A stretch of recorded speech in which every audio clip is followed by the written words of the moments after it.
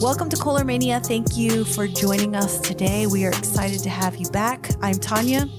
And I'm Michael.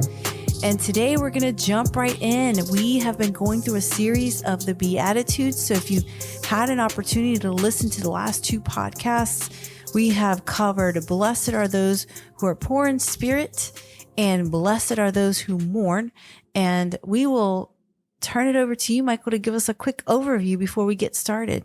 Yes, the Beatitudes from the Latin for blessing. We'll be blessed if these are our attitudes, if this reflects God's character and our actions that flow from that. We are to be poor in spirit, much like Jesus' main audience, the Amorettes, the people of the land, seeking community above all and family as most important, seeking God's kingdom first and not earthly gain. And then blessed are those who mourn because they will be comforted, those who empathize and understand another person's emotions and where they're coming from. These should be our attitudes. And now we're on to blessed are the meek. Yes, I love this. So I've got some great definitions here I'd love to cover. So we're going to read Matthew 5:5. Blessed are the meek, for they shall inherit the earth. The word meek has several definitions.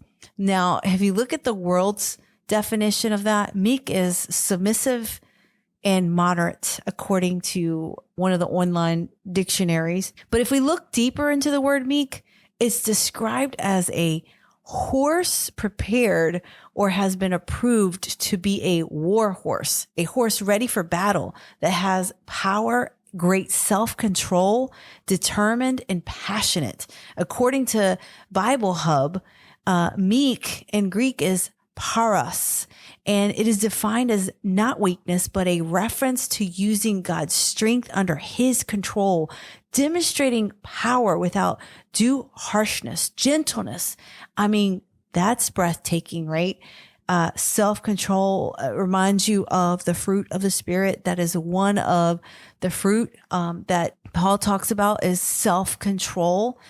And I love what Jesus said here in Matthew 11:29. He says, "Take my yoke upon you and learn of me, for I am meek and lowly in heart, and ye shall find rest unto your souls."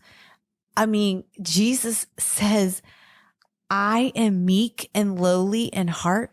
Wow. It really makes me consider, okay, for I am gentle and lowly in heart. God, I need you. I want to look more like Jesus because I want to have that humility, that self-control, that war horse ready for battle, sitting there patiently waiting, self-controlled, determined for battle. Yeah, I like your description of strength under control, because when you think of Jesus, he was said to be meek, but meek has the unfortunate rhyme of sounding like weak, but that is not what it means. It does not mean weak. It's strength under control. Praus, you talked about that praus in the Greek. It's gentle. It's nice. It's having that kind of humble spirit, one who wants to serve others with that kindness and gentleness. Jesus was said that meekness is what really reflected his character, but he was not weak. When it called for it, he was willing to throw over tables in the temple, and he would let the religious Pharisees have it in some debates and such, but he was not weak. He was definitely strong, but it was under control, and he came across as his character of being very gentle and very nice and very humble, and a person that's just willing to go out of his way to serve others. What an attitude that we could have that would just reflect in all our relationships with our family and friends, to have that gentleness and niceness and looking out for others and serving others instead of having the mine attitude and give me and not share and just not treating people very nicely. In a world where there's just a lot of bullying and mean girls and people just not treating each other well and trolling on the internet and such, that is totally not reflecting Jesus' character. That is not what he says should be your attitude and the actions that should flow from that attitude. We are to be gentle, nice, humble people that seek to serve others. I remember Billy Graham's wife, what's her name? Ruth Graham? Mrs. Graham was famous for saying that there's nothing better than for two married people to be servants. For two servants to marry one another, there's just nothing better. That is what really makes a marriage sing, when both sides of the marriage relationship are looking for ways to go out of their way to serve the other person. That's how needs get met. That's how people feel fulfilled in a marriage. When you have one or both parties just, what can I get out of this kind of mentality? That's when things break down, when they just start looking out for themselves. Dare I say, if we're having extended issues in a marriage, is it because one or both of the parties has gotten into a cycle of just not serving the other person and just looking out for their own interests and getting in a self-protection kind of mechanism, because I'm not getting my needs met, so I'm not meeting your needs met. And it takes one person to break that up by just having a willingness to look out for the other person, and how can I serve you, whether or not you are doing the same for me. Yeah, that's really awesome that you said that, because I mentioned in the last podcast how amazing the sequence of these Beatitudes. We have the first one, poor in spirit, right? For theirs is the kingdom of God. And then you've got blessed are those who mourn. And now Jesus is saying, learn meekness, learn kindness, learn self-control, be a war horse. And this, to me personally, I think that this is a really hard one. This is a hard beatitude, because he's asking us to give up control, give everything to the Lord. And as a woman, as a mother, as a wife, I tend to want to take control when it comes to our children or when it comes to marriage and so on. So this for me is a really challenging one, because I have to really learn, Lord, teach me self-control. Teach me how to walk. Help me not have a defensive attitude when others offend me, or give me some advice that I wasn't looking for. And the Christian walk, it should reflect the light of Jesus. You look at Paul, and I'm just so moved by him, because he suffered so much persecution and had self-control. I'm just overwhelmed by that. But our walk should reflect how we speak. The questions I've asked several ladies in the past: are you willing to give up control in your life, your dreams, your ambitions to follow Jesus? That's hard. When we come to know Jesus Christ, we give up so much. And when we do, it feels like we're all alone, but we're not. We have Jesus. We have his Holy Spirit that's guiding us. And so for me personally, I looked at a study.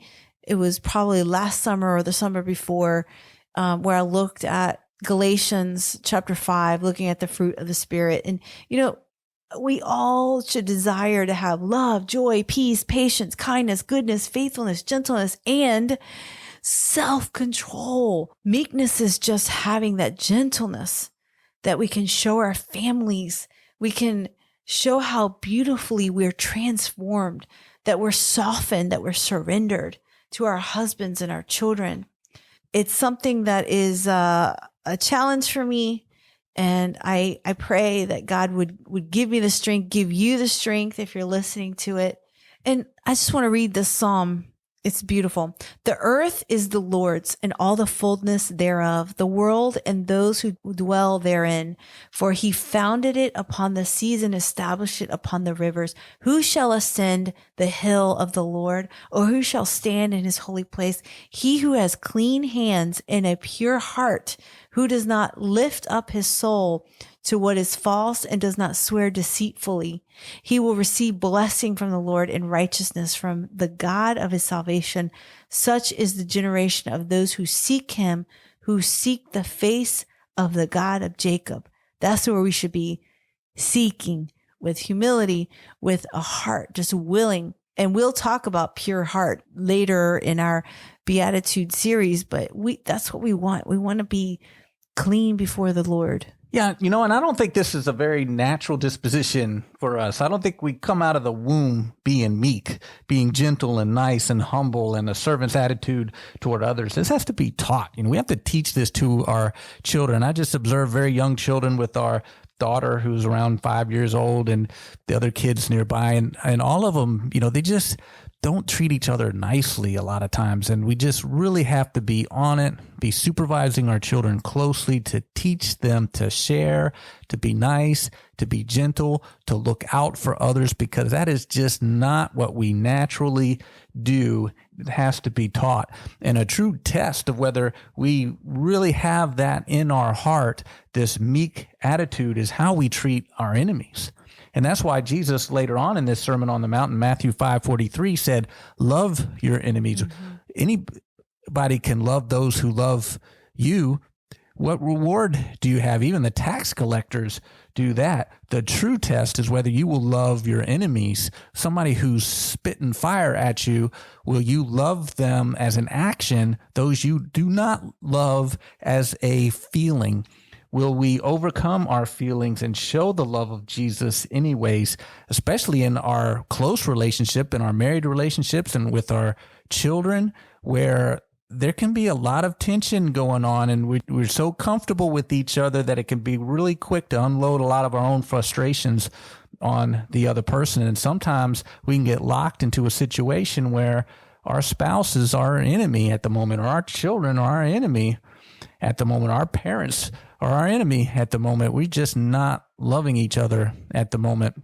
Will we have that true character? Will that really be our attitude inside when it really matters, when it's really a test of character, when we get absolutely nothing in return? Will we love somebody who won't give anything back? That's when we truly see that that is our attitude in our heart. And that's when it's hard. Ain't none of this necessarily easy. Jesus called us to do a lot of things that are hard. Yeah. Anybody can do things that are easy. Yep. And he was making the point, will you do it when it's hard? Do you really have my character within you who can say, Father, forgive them, when they're nailing them to the cross and spitting on them? Man, I don't know if any of us can go that far, but can we at least have a reflection of his character to be able to have gentleness and niceness and humility in serving others, even those who don't deserve it? Jesus washed his disciples' feet as a servant. He's the Son of God, and he's washing people's feet. And even more so than that, Judas was there. He washed the feet of Judas, knowing that he was about to stab him in the back. That is a true test of having the character, having that attitude within you, when you can do those kind of things and love your enemies. Yeah, that's really hard. This is a hard statement that Jesus said, but he told us, and he knows that we cannot do it without him. And I just want to quickly point out 3 key things regarding meekness. Holy self-control and looking to show Christ even when wrong to the wicked. That's kind of what you were talking about with Judas. I think that's really important. And Jesus even said, you have heard that it is said, an eye for an eye and a tooth for a tooth. But I say to you, do not resist the one who is evil. But if anyone slaps you on the right cheek, turn to him the other also.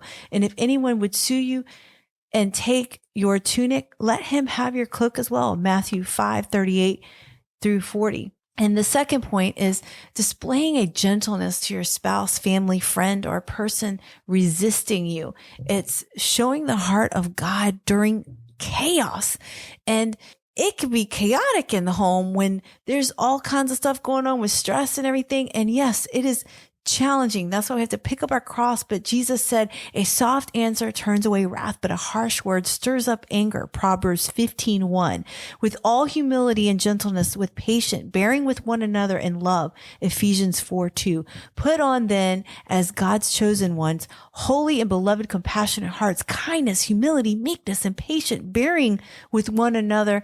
If one has a complaint against another, forgiving each other as the Lord has forgiven you. So you also must forgive. Colossians 3:12-13.